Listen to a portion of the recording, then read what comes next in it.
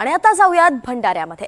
मृग नक्षत्र सुरू होऊन जून महिन्याचा अगदी पहिला 15 उलटलाय आणि तरी सुद्धा भंडारा जिल्ह्यावरती पावसानं पाठ फिरवलेली आहे। अल निनोच्या याच प्रभावामुळे निर्माण झालेल्या ड्राय स्पेलमुळे खरीप हंगाम सध्या धोक्यात आलेला आहे आणि शेतकरीही चिंतेत आहे। जिल्ह्यामध्ये अपेक्षित पावसाच्या तुलनेत अवघा 19.2% पाऊस झालाय, त्यामुळे पेरण्या सुद्धा कोळंबल्यात। ग्रामीण भागामध्ये पाणी टंचाईचं संकट सुद्धा गडद होत चाललंय।